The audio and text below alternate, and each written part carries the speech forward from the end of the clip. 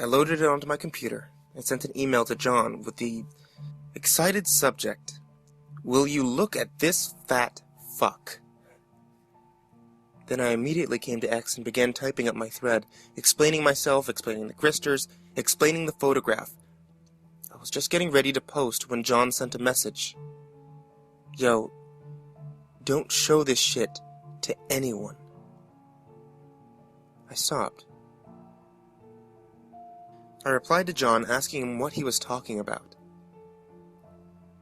He told me. He said that he thought he had figured out what was making the Gristers around him more hostile. He said that he thought that when they figured out that you could see them, he started getting more aggressive. He showed me scratches he had all down his arms from them clawing at him at night. He said that he'd seen a lot more of the bigger ones hanging around his house at night. They watched him through his windows. They knew. They knew he could see them. And they didn't like it.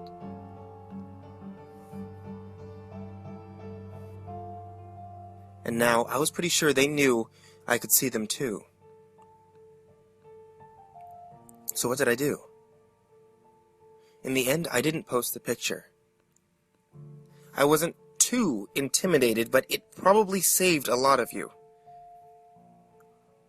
I didn't want to trigger anyone else into being able to see these guys, if it had dangerous consequences down the road. I didn't notice any behavior changes right away. For a while, in fact, for about 2 weeks, the Gristers acted like the same as they did before. I was beginning to think that John's problem was his own thing, and that the Gristers didn't know or didn't care that I could see them. Then things started to happen. Things started happening so fast. I woke up one night, and there were 4 of them just perched around my bed staring at me. I freaked the fuck out and swept them away, and they just hissed that terrible noise at me and ran away. I emailed this to John, who I hadn't talked to otherwise. He didn't respond. We hadn't talked since I told him about the picture, and even rarely before then. After 2 days, during which the Gristers began touching me in my sleep, I got an answer. John was dead. His brother had the password to the email, and was letting all of his internet and acquaintances know. He had committed suicide. Sliced open his wrists in the bathtub. John didn't seem like the type to commit suicide to me. Had things with the Gristers really gotten that bad that they drove him to that? We didn't really know each other very well, but he hadn't mentioned anything to me. His brother said that he hadn't left a note. I gave him my condolences. Now I had no one to talk to about this. I started looking online for more references or anything. All the while, the Gristers had been getting more and more aggressive. I'd look over my shoulder, and there would be 1 or 2 on the windowsill just staring at me. One time I opened the door to my apartment. I live on the 3rd floor, and there was one about the size of a large dog staggering around at the bottom of the stairwell, pale face flashing in and out of the darkness, baring its teeth in a growl at me, pale limbs flashing as it bounded up the stairs. I slammed the door shut. I didn't go to work that day. Then I saw it on the news. That house that I had seen the fat-ass Grister at. I would have skipped right past the news story had I not seen the picture of the house. The article was titled, 8 Found Dead, 3 Alive in Rape Dungeon Raid. Apparently some sick fuck had been using the basement of one of those abandoned houses as a place to keep women prisoner and kill them when they felt like it. It was a terrible fucking story, but one of the things one of the survivors said really struck me. We were so terrified all the time. We never knew when he was going to come in and decided to kill one of us. He was going to really hurt us while raping us.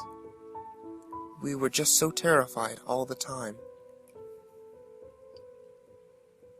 Terrified all the time.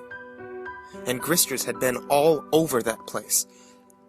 And when I first saw one, I had been reading creepypasta. Pretty freaked out. Same for John. Were those things drawn to fear? Then I read that 2 of the 3 survivors were being sent to a mental hospital for hallucinations. Did they see the Gristers? I stopped sleeping. I didn't want to wake up to those things staring at me. I stopped eating, too, whenever I wasn't at work, which was more and more often. As I called out many times when I saw Gristers bigger than a cat sniffing around my building for me, I was locked in my room, trying to hunt for more information on the internet about these things. I just couldn't find anyone who had actually seen them. The Gristers were getting more violent. They were starting to scratch me and bite me in those few scant hours that I actually did nod off to sleep. I'd actually freak out and sweep them away, and they'd just hiss at me. After about a week of this, I came home from work and found my cat dead. They had peeled all the skin away from her skull, giving her a look of shock. I quit my job. I cried for days. Guys, I don't have many friends, and I really loved that cat.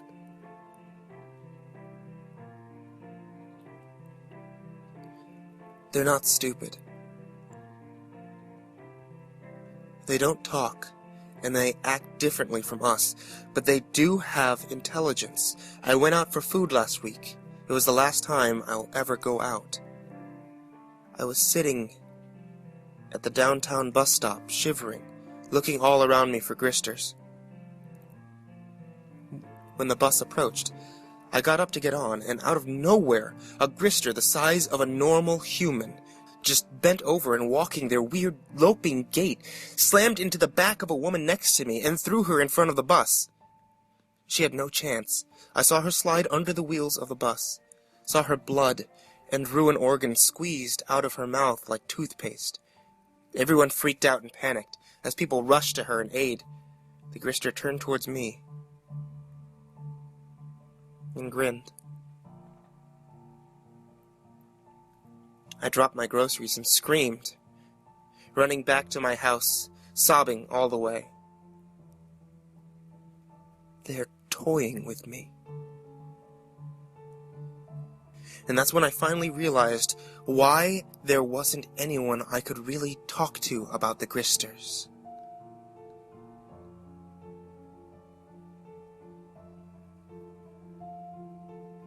Listeners, how many times when people commit suicide do you hear it reported that they were suffering from hallucinations? Read the reports of people who've been in terrible, frightening situations like the rape dungeon or war. How many of them suffer from hallucinations? Sure, a lot of them are actually hallucinations. Some of them are the Gristers. And eventually, they figure out that you can see them, and they start fucking with you. And I don't think everyone who they kill is driven to suicide. I don't think John committed suicide. I think they're smart. I think they know how to make something look like suicide. You'll hear about it sometimes. You'll read in a report about how someone committed suicide, but something just isn't quite right about it. Like a man who went out and bought a new couch and then cut his wrists on it. And guys, I'm convinced there was nothing special about John and me. I don't think there's anything special about anyone who can see these things. I think you're just more likely to see them when you're really scared, since that's when they're drawn to you. I can hear them right now. It's about 3 in the morning. It sounds like a really big one is outside of my apartment door. It sounds like it's trying to gnaw its way through the wood, and I'm taking the easy way out. I'd rather have a nice, sharp knife slice my arm open than have my skin torn by those teeth. So please, this is my warning to you. Stop reading, stop listening to creepypasta. I know you love it. I know you love frightening yourself, but you've got to stop. Every time you listen, every time you read it, every time you get that feeling of dread in your stomach, you're drawing the Gristers to you. And if you don't stop, at least, please, never check out those sounds in the house when you do.